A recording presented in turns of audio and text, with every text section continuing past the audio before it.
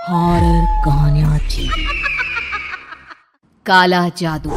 अपने बेटे ऋषु के माथे से टपकते हुए पसीने को देखकर सविता की हालत खराब हो गई। ऐसा आज पहली बार नहीं हुआ जब ऋषु नींद से घबरा कर जागा है। हाय मेरा बच्चा, न जाने किसकी नजर लग गई है तुझे। जब से मेरे बच्चे ने 10वीं के एग्जाम में स्कूल टॉप किया है तब से रोज बुरे बुरे सपने आने लगे हैं। हाँ माँ, मैंने आज फिर से एक काले साए को देखा। वो यहीं मेरी आंखों के सामने खड़ा था। माँ माँ मुझे बचा लो माँ। वो मुझसे कह रहा था कि मुझसे बदला लेगा। माँ कहीं ये प्रशांत। चुप कर, कैसी बात कर रहा है? दोबारा उसका नाम मत लेना। तुझे पता है ना उस प्रशांत ने आत्महत्या कर ली, तो बार बार उसका नाम मत लिया कर। मम्मी, क्या सच में प्रशांत ने आत्महत्या की थी? चुप कर, बहुत सवाल पूछता है आजकल।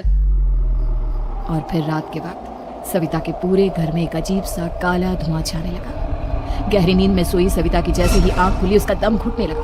वो दौड़कर ऋषु के रूम की तरफ गई जहां उसके दरवाजे पर घूमती एक काली परछाई देख वो बुरी तरह से घबरा गई।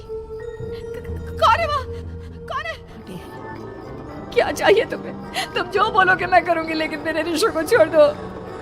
उस परछाई ने ऋषु को गर्दन से पकड़कर दीवार के सहारे हवा में उछाल दिया। ऋषु जोर जोर से चिल्लाने लगा। माँ बचाओ मुझे, बचा लो माँ, ये मुझे मार डालेगा। माँ मुझे बचा लो माँ। नहीं ऐसा मत करो, मुझे मार दो लेकिन मेरे बच्चे को छोड़ दो। मैं तुम्हारे आगे हाथ जोड़ती हूँ।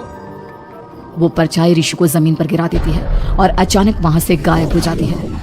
ऋषु, मेरा बच्चा, तू ठीक तो है ना? कुछ बोल बेटा, क्या हुआ है तुझे? मैं ठीक हूँ माँ। क्या हुआ था यहाँ पर? कुछ नहीं बेटा, कुछ नहीं। तू परेशान मत हो। हम कल ही गांव के बाहर जो तांत्रिक महाराज रहते हैं उनके पास चलेंगे। ठीक है माँ, हम जल्द ही उनके पास चलेंगे। मुझे बहुत डर लग रहा है माँ। ये बार बार मुझे डरावने सपने आना, ये सब हमारे साथ क्यों हो रहा है माँ? अगले दिन सविता अपने बेटे ऋषु को लेकर गांव के बाहर तांत्रिक के पास जाती है। जिस जगह पर तांत्रिक रहा करता था वो जगह बहुत डरावनी थी। चारों तरफ कंकाल और खूब भूतियां नजर आ रही थी। गांव से दूर वीरानी में उस जगह पर जोर से आंधी चल रही थी। ऋषु ने डरकर अपनी माँ का हाथ पकड़ लिया। माँ मुझे बहुत डर लग रहा है। ये कैसी जगह है? देख बेटा, हमारे साथ जो कुछ भी हो रहा है उसका इलाज सिर्फ और सिर्फ ये तांत्रिक महाराज ही बता सकते हैं। अब यही है जो हमें प्रॉब्लम से बाहर निकाल सकते हैं। जैसे ही सविता और ऋषु तांत्रिक की झोपड़ी के अंदर पहुंचे, वहां का नजारा देखकर उनकी आंखें फटी की फटी रह गई। तांत्रिक की झोपड़ी के अंदर कई सारे लोग अपनी गर्दन घुमा घुमा कर जोर जोर से चीख रहे थे। कौन हो तुम और यहाँ क्यों आई हो? महाराज, मेरे बेटे को कुछ दिनों से एक डरावनी काली परछाई नजर आती है और कल रात उसने मेरे बेटे पर हमला भी कर दिया।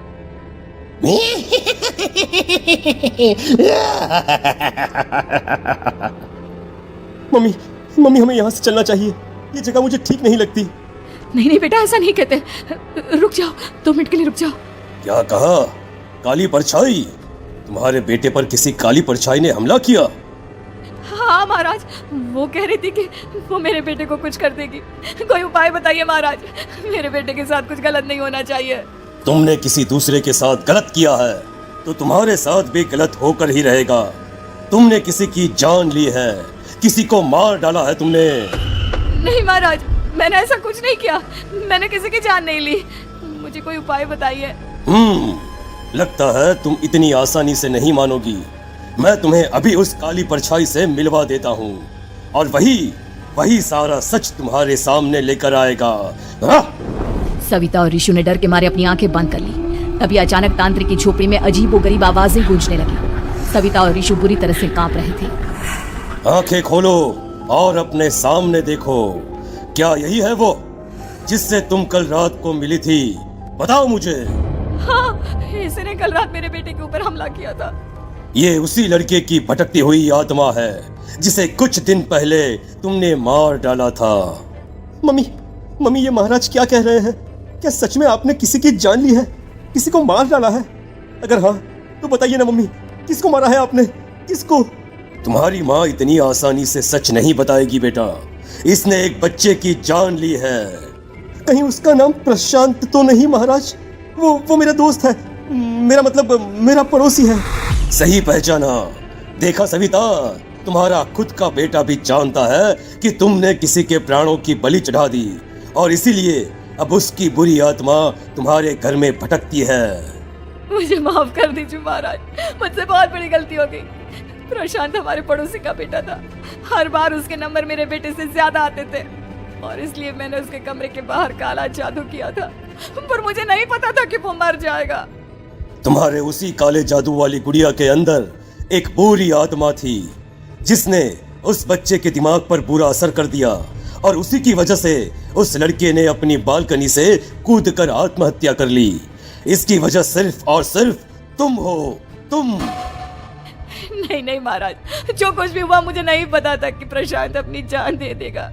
प्रशांत की आत्मा इस वक्त तुम्हारे सामने खड़ी है, हमसे बात करना चाहती है। बोलो बोलो, क्या कहना चाहते हो? मैं जीना चाहता था, बड़ा होकर कुछ बनना चाहता था। आपके बेटे से मुझे कोई परेशानी नहीं थी। अरे वो तो मेरा अच्छा दोस्त था। मुझे माफ कर दो, मुझे बहुत बड़ी गलती हो गई, मुझे माफ कर दो। माफ करने से मुझे वापस जिंदगी नहीं मिल जाएगी। मेरे माँ बाप आज भी मेरे लिए रोते हैं। आपने मेरे साथ बहुत गलत किया है, बहुत गलत। और तभी अचानक प्रशांत की आत्मा वहां से गायब हो जाती है। सविता जोर जोर से रोने लगती है। सुन लिया तुमने? ये तुम्हारे अपने ही किए हुए पाप हैं जो इस तरह से तुम्हारे सामने आ रहे हैं। माँ, ये आपने अच्छा नहीं किया। सिर्फ 10th बोर्ड के एग्जाम में मैं टॉप कर पाऊं, इसलिए आपने मेरे दोस्त के ऊपर काला जादू कर दिया। नहीं मम्मी, नहीं, अब हम कभी खुश नहीं रह पाएंगे, कभी नहीं।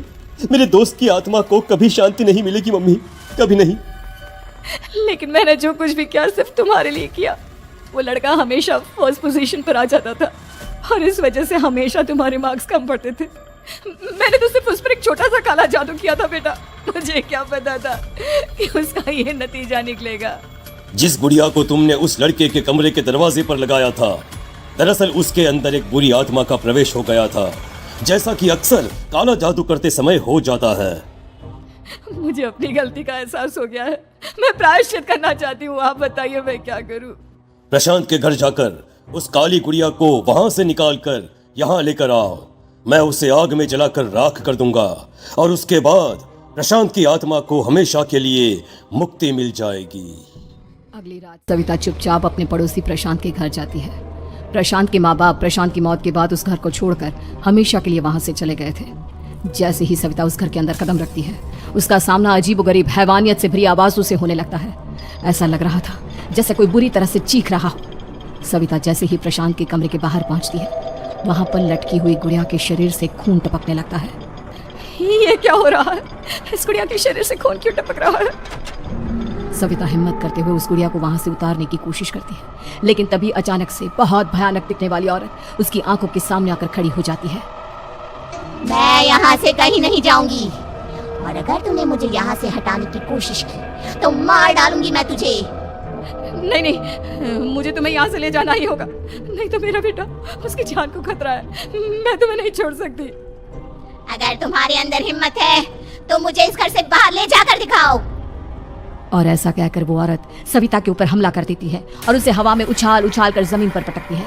लेकिन तभी अचानक मौका देखकर सविता अपने हाथ में ली हुई सुई उसके हाथ में चुभो देती है। हाथ में सुई लगते ही वो औरत जमीन पर तड़पने लगती है। ये क्या किया तूने? ये क्या कर दिया? तुझे ऐसा नहीं करना चाहिए था। तांत्रिक ने मुझे कहा था कि तुझसे जीतने का सिर्फ यही एक तरीका है जिससे मैं अपने पापों का प्रायश्चित कर सकती हूँ और अपने बेटे की जान बचा सकती हूँ। और उसके बाद वो डरावनी दिखने वाली औरत एक छोटी सी जादुई गुड़िया में तब्दील हो गई और सविता ने उसे ले जाकर तांत्रिक को दे दिया। तांत्रिक ने जादुई गुड़िया को